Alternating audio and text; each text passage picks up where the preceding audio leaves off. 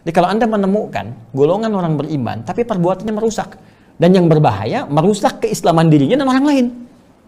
Saya ambil contoh begini, orang ingin mulai tampil baik, ya, dengan nilai keislamannya.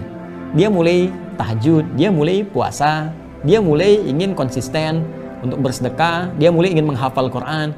Tiba-tiba datang seseorang berkata, saya beriman, saya mukmin, saya muslim, tapi menyoal itu semua. Ya, ini kalau saya istilahkan di kekinian itu terjadi virus atau pemikiran, ya, atau cara berpikir Macronisme. Macronisme itu Presiden Prancis itu Emmanuel Macron, ya Emmanuel. Jadi ada sekarang penyakit Macronisme.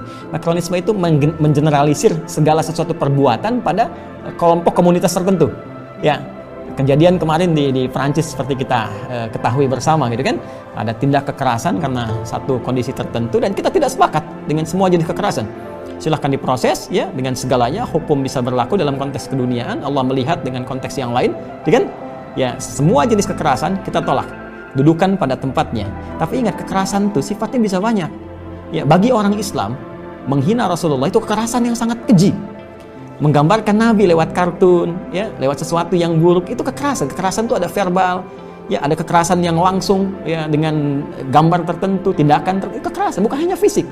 Ya, bagi umat Islam, menghina Rasulullah, menampilkan dengan tampilan yang buruk, gambarkan, itu kekerasan yang sangat melukai. Ya, karena itu tidak ada kebebasan mutlak, semua diikat. Tapi yang paling dahsyat adalah ketika satu pelaku melakukan perbuatan buruk, kemudian digeneralisir. Semua orang Islam punya masalah. Islam sedang krisis. Ya, mungkin diri Anda yang krisis, cuma Anda bawa orang-orang Islam. Ya.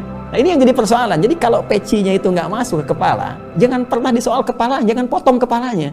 Pecinya yang diperbaiki. Ya. Saya beri gambaran gini, ini dalam konteks kita memberikan argumentasi, ya, berpikir yang benar gitu. Jadi kalau ada satu itu salah, jangan semua generalisir. Maka jadi sesuatu cara berpikir yang keliru. Anda bisa kebayang nggak begini? Ada kampus di Indonesia, kita ambil satu kampus besar misalnya X. Ya, ada oknum di dalamnya korupsi. Apa Anda katakan semua anak kampus itu koruptor? Ya. Saya ambil contoh yang lain. Ada satu orang Prancis warga negara dulu, dan tidak semua orang Prancis seperti ini. Ini yang membedakan kita dengan penyakit Macronisme tadi. Ada seorang Prancis, dia memenggal 305 masa depan anak kecil. Ya, seorang pedofil. Ya, dia berbuat sesuatu yang buruk, berbuat pedofil, ya, kepada 305 anak Indonesia. Anda bayangkan. Tapi indahnya orang Indonesia, dahsyatnya kebesaran berpikir, ya, masyarakat muslim terbesar di dunia, Indonesia. Tidak pernah satupun orang Islam Indonesia mengatakan semua orang Prancis pedofil. Tidak.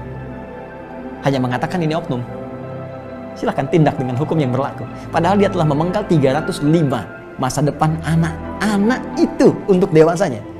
Tapi inilah cara berpikir kita, tidak pernah mengeneralisir sesuatu sehingga menjadi sesuatu yang luas. Ini cara berpikir kita, ya, sehingga kita koreksi dan kita doakan menjadi baik. Tidak harus kemudian kita arahkan pada sesuatu yang kontraproduktif juga, tidak.